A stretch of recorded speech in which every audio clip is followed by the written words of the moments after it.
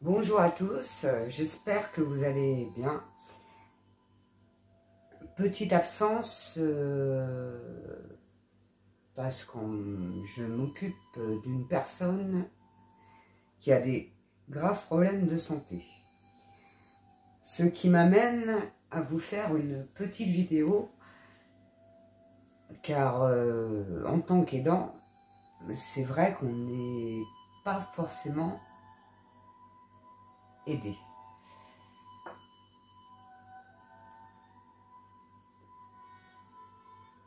On est un petit peu laissé pour compte. Donc, il faut savoir que une personne sur deux dans sa vie sera amenée à s'occuper d'une personne dépendante. Alors, ça peut être, le plus souvent, ça va être les parents qui ont des soucis de santé, le conjoint, un frère, une sœur, un cousin,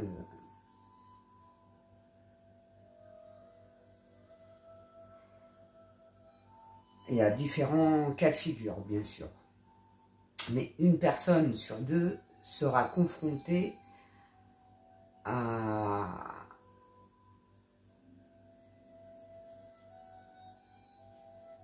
cette problématique de ne pas être aidé et de devoir s'occuper d'un proche avec des soucis de santé.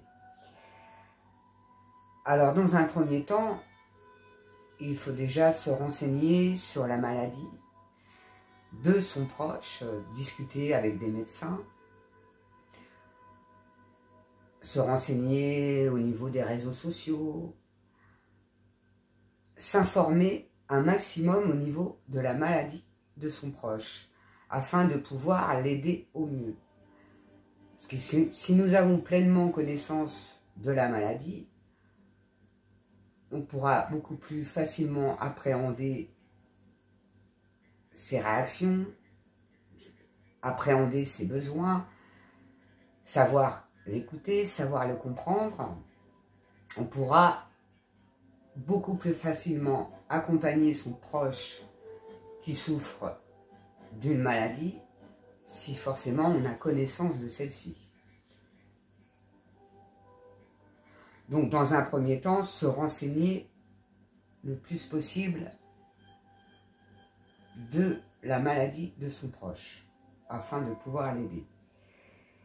Et puis, dans la mesure du possible, eh bien, essayer de se faire accompagner soi. Donc ça peut être des auxiliaires de vie, des proches qui sont là pour vous aider, vous seconder, pour être là quand vous devez vous absenter, dans la mesure du possible. Parce que malheureusement, moi, dans mon cas, par exemple, il n'y a pas d'infirmière de mis en place, il n'y a pas de personne qui peut, en fin de compte, être là pour m'aider. Donc c'est un petit peu plus compliqué. Sachant que quand on est aidant, il faut aussi savoir préserver sa santé. C'est-à-dire, dans un premier temps, il faut nous apprendre à nous préserver pour pouvoir être au mieux présent et au mieux aider la personne qui a des problèmes de santé. Si bien évidemment vous vous retrouvez dans une situation d'épuisement parce que vous devez fournir partout, que ce soit moral ou physique, et que vous prenez pas du temps pour vous, que ce soit à travers de balades, de méditation, de différentes choses pour vous vider la tête, afin d'être beaucoup plus présente pour votre proche malade quand vous êtes avec cette personne. Si vous n'êtes pas bien, vous ne pouvez pas aider convenablement la personne malade. Donc, savoir se préserver et bien se renseigner au niveau de la maladie de son proche. Et bien sûr, essayer de se faire aider le plus possible. Alors moi, dans mon cas, je suis un petit peu... un petit peu que je me débrouille un petit peu toute seule. Par contre, il y a des associations que vous trouvez sur Internet qui sont totalement anonymes et gratuites. Et vous pouvez les appeler 24 heures sur 24. Ça va être des personnes qui en fin de compte, ont connu ou traversé la maladie d'un proche, ou traversent encore, accompagnent encore un proche en situation de handicap. Et c'est des personnes qui vont anonymement être là pour vous répondre, pour vous écouter, pour vous conseiller. Et ça m'a énormément aidé, pardon. Et ça fait du bien d'avoir une écoute d'une façon anonyme, des personnes qui ne vous jugent pas, des personnes qui sont là juste pour vous écouter, vous conseiller et qui vous comprennent. Donc ça, c'est très très important. D'ailleurs, je voudrais remercier toutes les associations qui justement sont là pour aider les personnes qui accompagnent une personne malade. Après, vous avez également des aides qui peuvent être mises en place pour pouvoir prendre quelques jours sans perdre forcément trop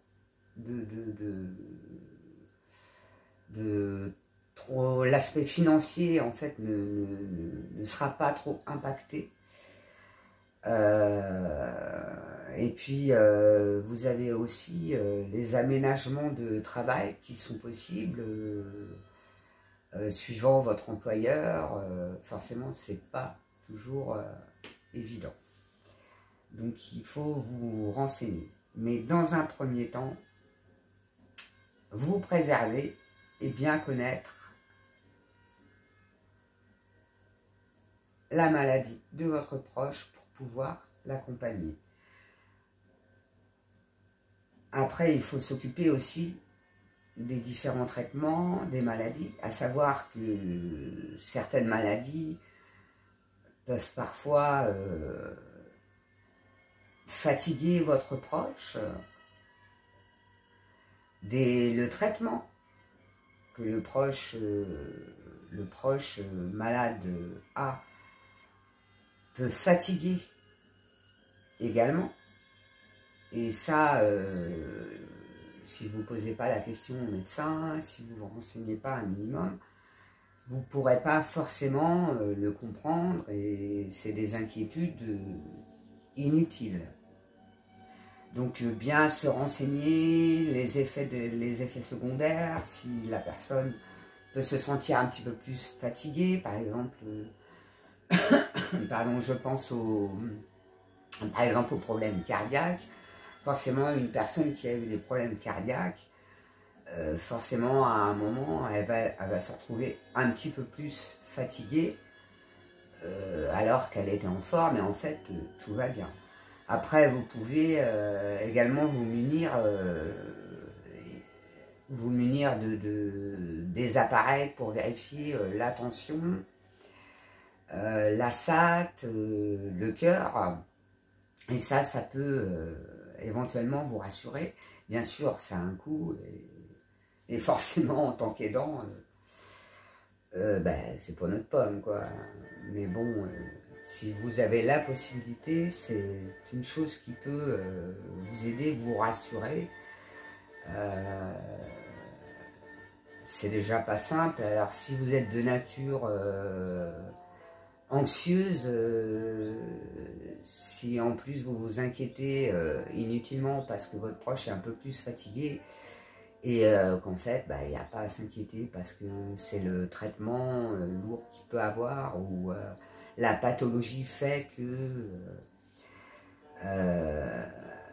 la pathologie dont souffre votre proche fait que par moment il va être fatigué et c'est comme ça. Il n'y a pas à s'inquiéter. Vous ne pouvez pas le savoir si vous n'avez pas certains éléments. Voilà. Donc voilà cette petite vidéo qui j'espère va aider un certain nombre de personnes. Parce que je suppose que je ne suis malheureusement pas la seule personne dans ce cas. Et donc voilà. Bien se renseigner sur la maladie de son proche. Ne pas hésiter à parler aux médecins traitants, et aux différents médecins via Internet. Et surtout, se préserver. Si vous êtes bien, votre proche sera bien. Et vous serez en mesure de l'aider. Et sachez que l'un ne va pas sans l'autre. Si votre proche malade sent que vous n'êtes pas bien, il ne pourra pas aller bien. Vous êtes